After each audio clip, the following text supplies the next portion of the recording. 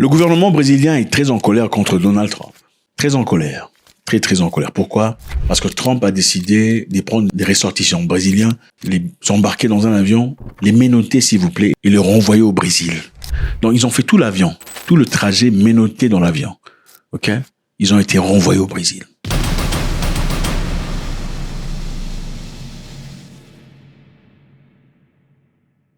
Vous savez, dans la vie, il faut être quelqu'un de bien, de généreux, de sympathique, quelqu'un d'acceptant.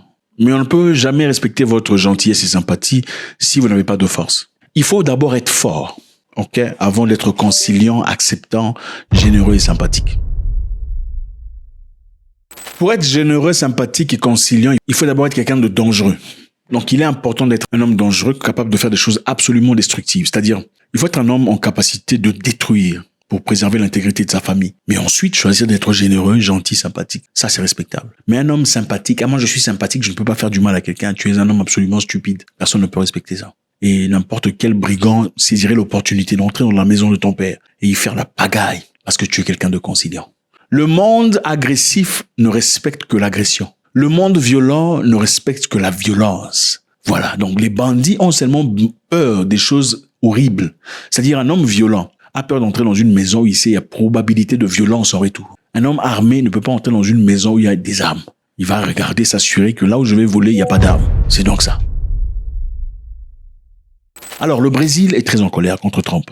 Pourquoi? Parce que Trump a embarqué des ressortissants brésiliens, menottés dans l'avion, comme des chiens. Ils n'étaient même pas autorisés d'aller dans les toilettes. Ils ne pouvaient pas boire de l'eau à boire, absolument rien. Ils ont été renvoyés comme des animaux au Brésil. Le gouvernement brésilien a réagi, très en colère. Mais qu'est-ce qu'ils ont dit? Lorsque l'avion a atterri au nord du pays, les autorités brésiliennes ont ordonné aux responsables américains de retirer immédiatement les menottes, a indiqué le ministère de la Justice dans un communiqué.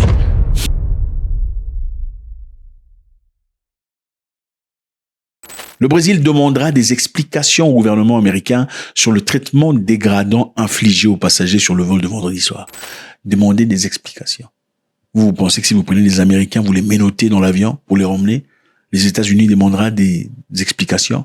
Absolument pas. Ils réagiront. Voilà pourquoi il est très important d'être fort, d'être assis sur ses propres pieds, avoir des capacités offensives, si pas militaires, au moins commerciales. Le Brésil est très en colère à l'égard de Trump parce que Trump vous montre que vous êtes absolument rien devant lui. Il vous renvoie vos histoires là comme de la saleté, menottés comme des voleurs. Il y avait sincèrement des gens honnêtes, des Brésiliens honnêtes qui travaillent comme qui ont été menottés comme la puanteur, renvoyés au Brésil.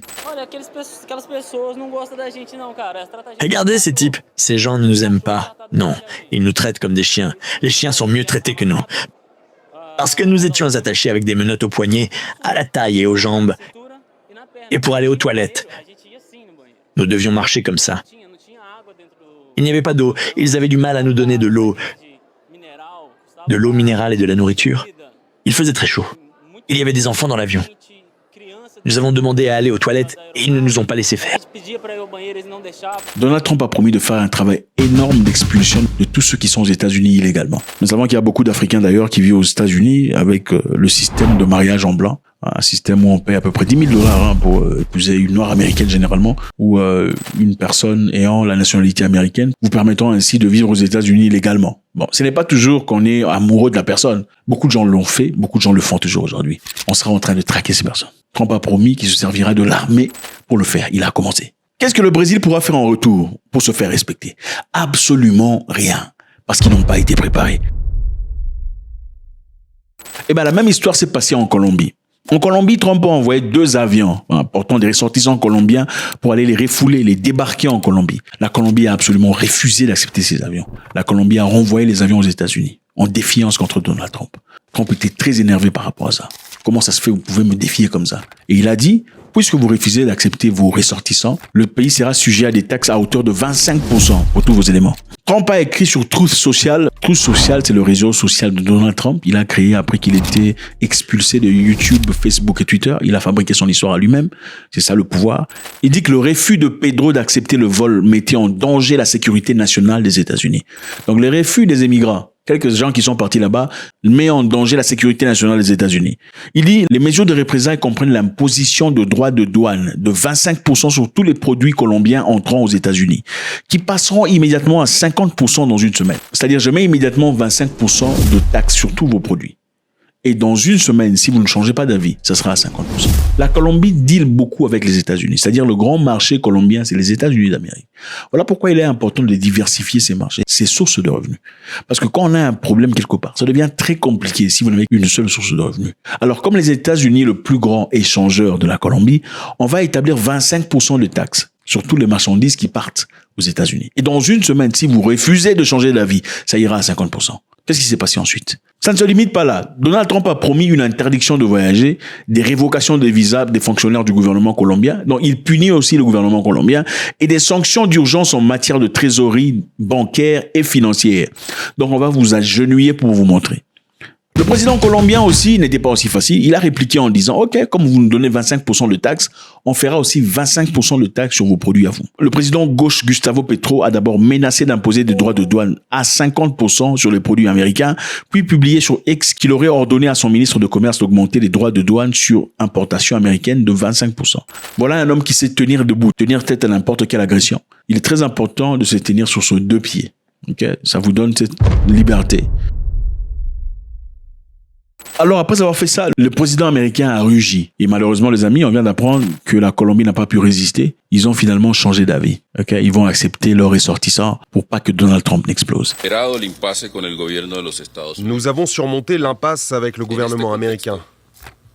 Dans ce contexte, le ministre des Affaires étrangères, Luis Gilberto Murillo, et l'ambassadeur Daniel Garcia Peña se rendront à Washington dans les prochains jours pour tenir des réunions de haut niveau afin de suivre les accords. Et Trump a dit très clairement que l'Amérique a commencé à se faire respecter. Son message est clair, les amis. Les événements d'aujourd'hui montrent clairement au monde que l'Amérique est à nouveau respectée, a déclaré dimanche soir la secrétaire de presse à la Maison-Blanche, Caroline Leavitt. Le président Trump continuera à protéger farouchement la souveraineté de notre nation. Et il espère que toutes les autres nations du monde coopèrent pleinement en expectant les expulsions de leurs citoyens illégalement présents aux États-Unis. Donc que le reste du monde comprenne que ça ne rigolera pas. Les Africains n'aiment pas chez eux. Pourquoi ils n'aiment pas chez eux? Ils n'aiment pas leur gouvernement. Pourquoi ils n'aiment pas leur gouvernement? Apparemment, leur gouvernement est paupérisateur, des dictateurs. Ce sont des voleurs. Mais pourquoi on ne se met pas ensemble pour les chasser? Parce qu'ils sont les gens de votre tribu, votre ethnie. Vous parlez la même langue maternelle. C'est cette mentalité royaliste qui pousse l'Afrique dans les fonds les plus noirs. C'est cette mentalité royaliste qui est la raison pour laquelle il y a tellement de gens qui veulent quitter le continent. Mais pour aller ailleurs où personne ne vous aime en réalité.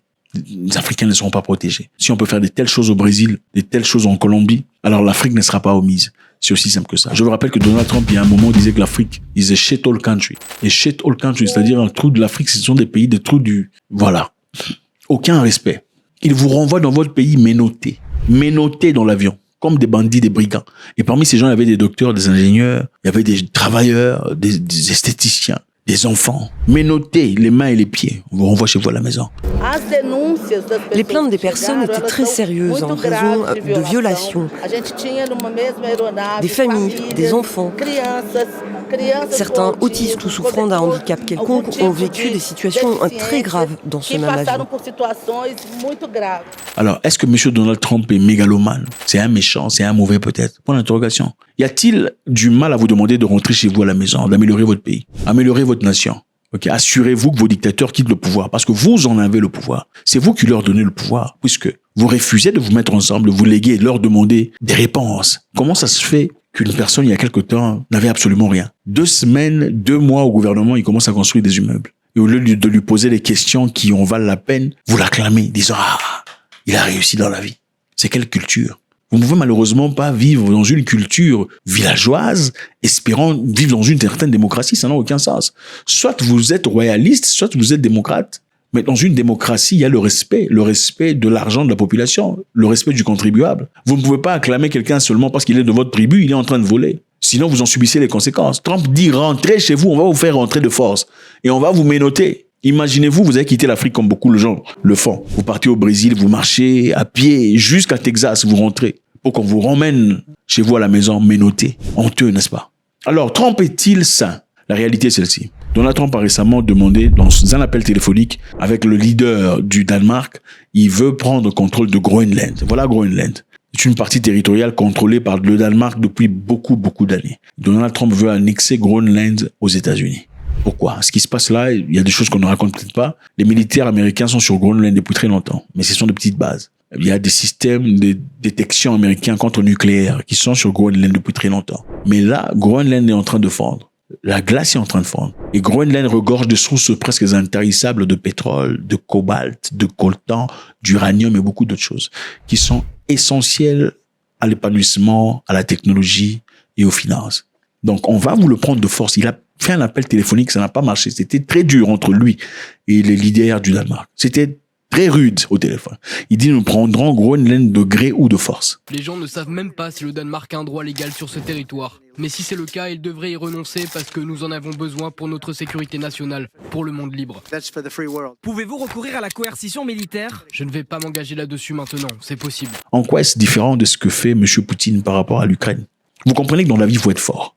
Okay? La justice, c'est pour les forts, ce n'est pas pour les faibles. Les faibles ne reçoivent jamais la justice. Il n'y a pas de justice pour les faibles, il n'y en a pas. Si un faible reçoit une certaine justice, c'est-à-dire qu'il y a un fort quelque part et qui en bénéficiera, pour son honneur, pour sa réputation. Les faibles ne reçoivent pas de justice. Il faut être fort, il faut être armé, il faut être formé, il faut être entraîné, il faut avoir les capacités. Arrêtez de remuer les fesses, seulement remuer les fesses. Il faut être entraîné, en capacité sur le plan technologique. Il faut engager des gens qui sont là pour faire des recherches. Les Russes ont fait Orychnik, n'est-ce pas? Orychnik, c'est la raison pour laquelle on n'a pas complètement fini la Russie, attaqué où l'OTAN ne s'est pas levé, parce qu'ils ont compris qu'à part le nucléaire, il y a aussi Orychnik. Mais les Américains sont aussi en train de faire un travail énorme pour essayer de contrer Orychnik. Donc il y a des équipes qui sont là, qui sont payées pour le développement intellectuel, la technologie, l'avancement, le progrès, le AI. Où sont les Africains dans tout ça? Les Africains, ils sont où dans tout ça? En train de remuer les fesses et insulter. Remuer les fesses, insulter, remuer les fesses, c'est tout. Et même quand vous voyez les gens face à face comme ça, vous êtes incapable. Même des gifler. Toi là, pas incapable. Vous commencez à montrer, c'est lui. Mais sur Internet, vous écrivez. God bless.